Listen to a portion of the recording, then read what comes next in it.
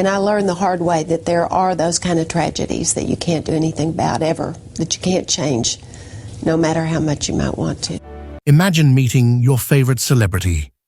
But what if that moment turned into a nightmare?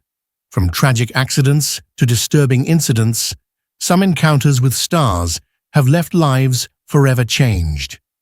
In today's video, we'll dive into the shocking stories of celebrities whose actions have had devastating consequences on innocent lives.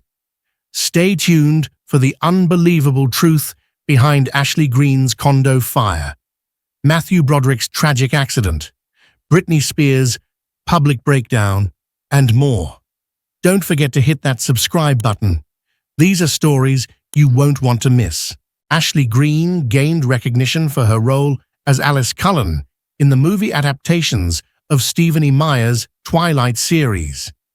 In 2013, a fire broke out in the West Hollywood condo of Twilight actress Ashley Greene, garnering media attention primarily for the tragic death of her dog, Marlo.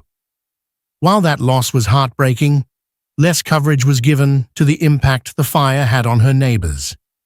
The building's doorman, Adrian Mayorga, along with other tenants, filed lawsuits against Greene, citing property damage and health issues caused by the fire, which stemmed from an unattended candle in her unit.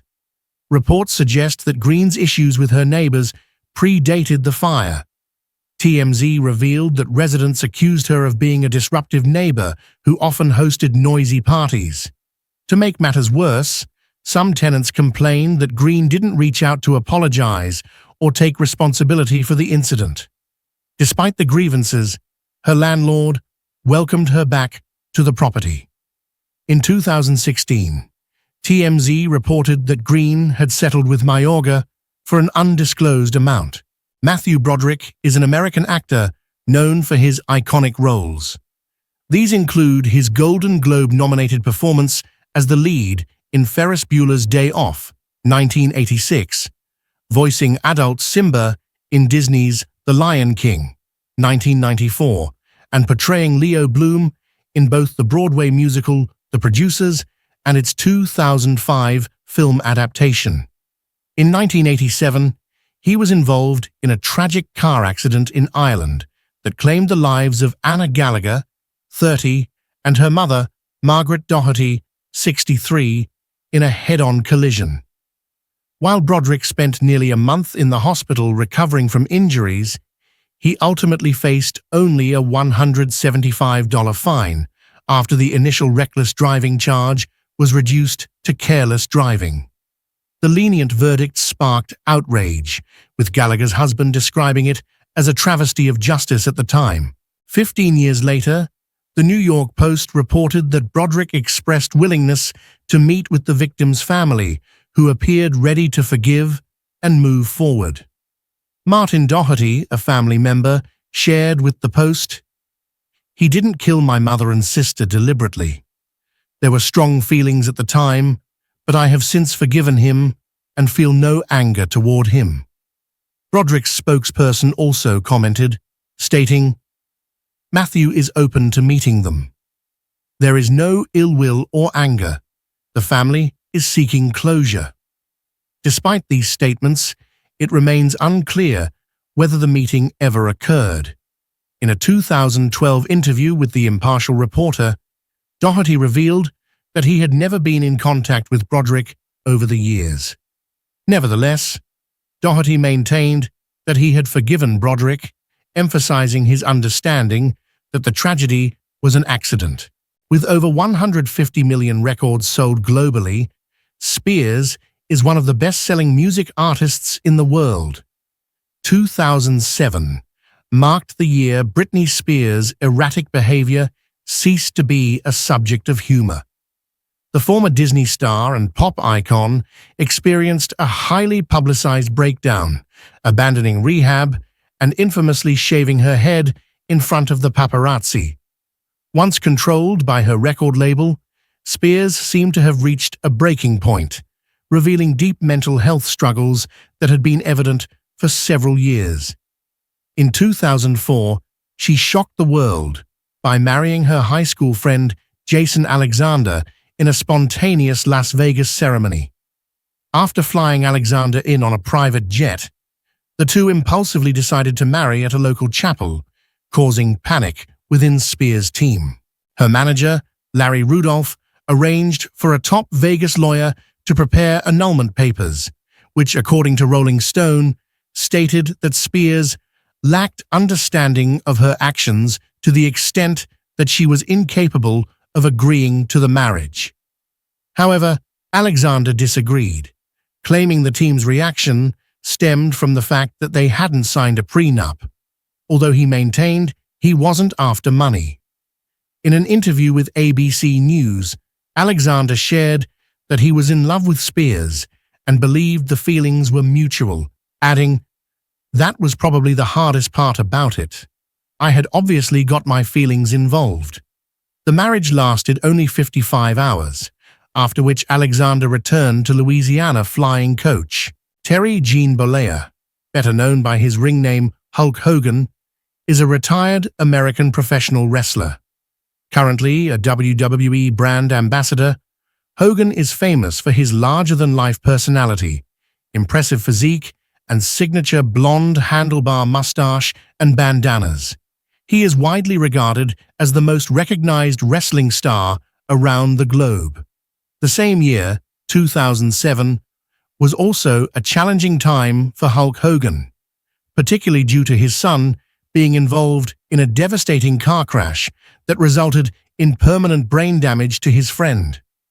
Nick Bollea crashed his Toyota Supra into a palm tree while allegedly driving under the influence, leaving his passenger, Iraq War veteran John Graziano, in a minimally conscious state. Graziano now requires continuous care from his family. When asked if he had seen Graziano, Bollea responded, "I've reached out and tried, but at this point, I'm not allowed to visit John." Witnesses reported that Bollea was racing a Dodge Viper when he lost control of his car. Bollea pleaded no contest to reckless driving resulting in serious bodily injury and served approximately 6 months in jail.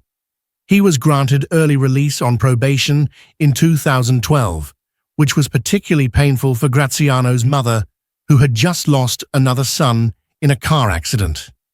Graziano's lawyer released a statement criticizing the timing of Bollea's release. It is typical of the Bollea family to plan something like this around one of the worst tragedies of Deborah Graziano's life, the death of her son Mike. Bollea made matters worse when he was heard discussing how much money he could make from a reality show during jail phone calls with his father, which were later made public.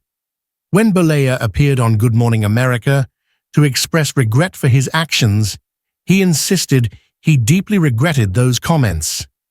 However, Graziano's lawyer claimed that Bollea had not shown genuine remorse for the incident. Orenthal James Simpson, also known as the Juice, was an American professional football player, actor, and media personality. He played 11 seasons in the NFL, primarily with the Buffalo Bills, and is considered one of the greatest running backs in football history. However, his career and legacy were marred by his criminal trial and controversial acquittal for the 1994 murders of his ex-wife, Nicole Brown, and her friend, Ron Goldman. Although O.J. Simpson was acquitted in criminal court for the murders of Nicole Brown Simpson and Ronald Goldman, he was found liable in a civil lawsuit brought by the Goldman family, leading to a $33.5 million judgment against him. 20 years after the trial, Kim Goldman, Ronald's sister, spoke to CNBC, describing the civil suit as a victory because it held O.J. responsible for the murders. However, she noted that the family had faced a long struggle to collect the money owed, which had grown to over $40 million by 2014. Kim stated, "We've collected less than 1% of that." Living next to Justin Bieber. For two former neighbors, it was a nightmare. Jeffrey and Suzanne Schwartz filed a lawsuit in 2015, claiming the pop star and his bodyguards had repeatedly harassed them, vandalized their house with eggs, and made anti-Semitic threats. The situation escalated when Bieber allegedly spat in Jeffrey's face after a confrontation about his speeding Ferrari in their gated community in Calabasas, California. In 2014, Bieber pleaded no contest to misdemeanor vandalism after throwing eggs at the Schwartz's mansion. He was ordered to pay restitution and stay away from the family, receiving 2 years of probation.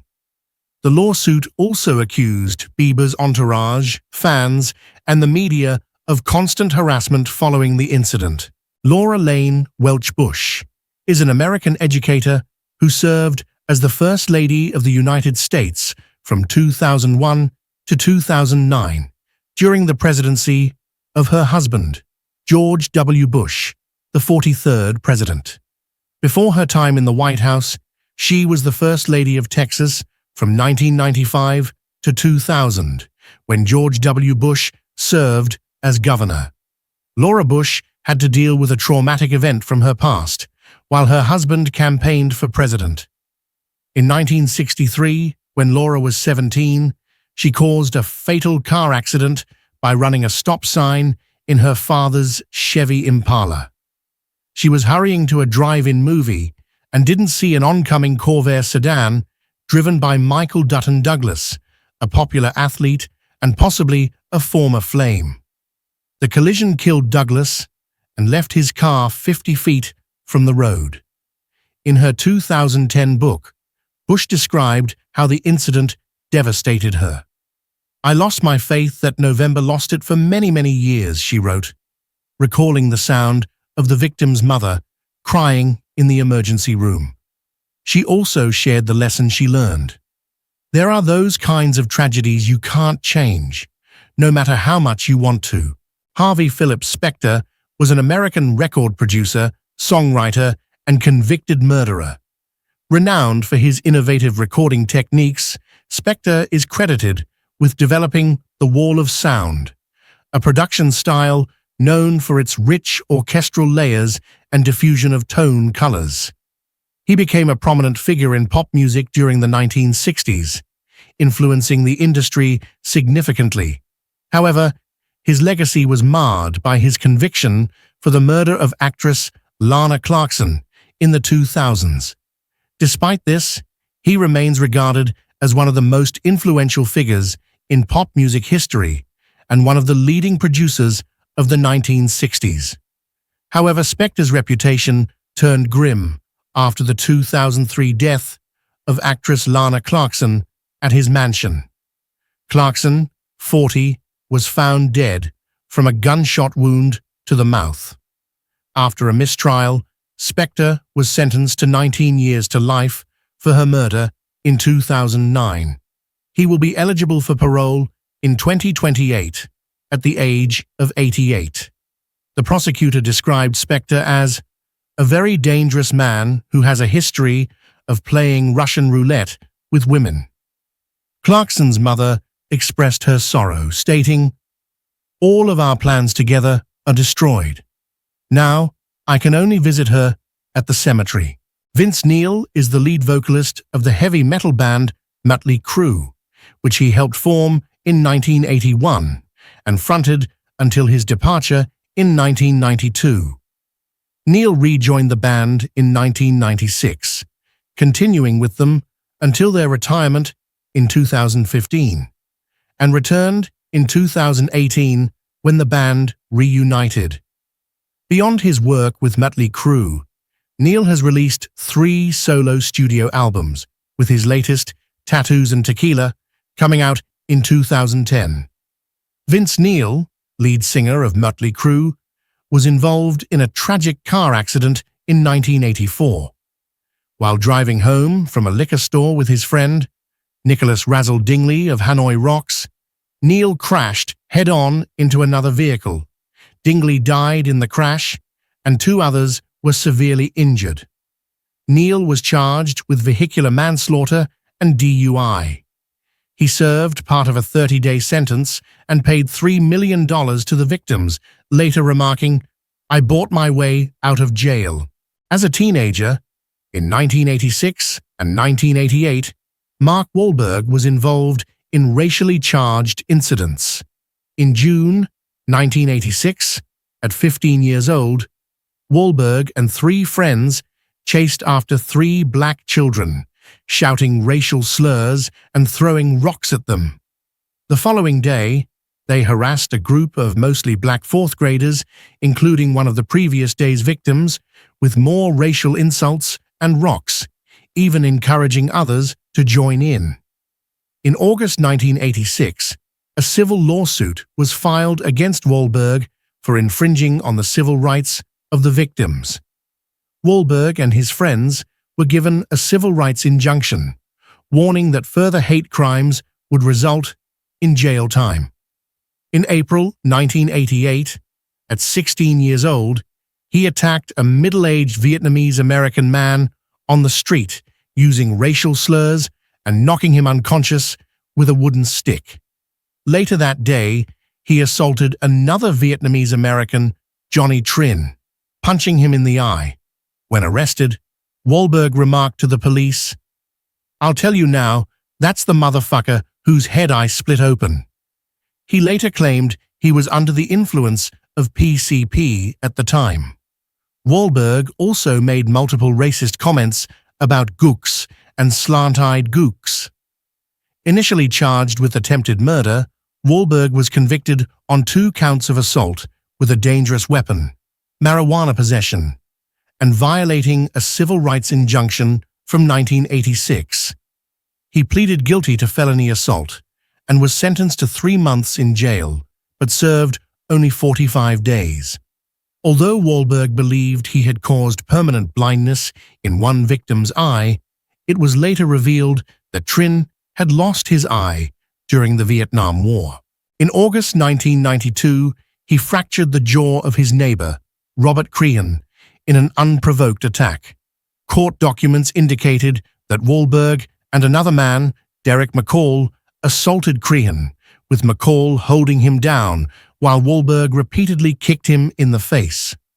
Wahlberg's defense argued that they were provoked by racial slurs directed at McCall.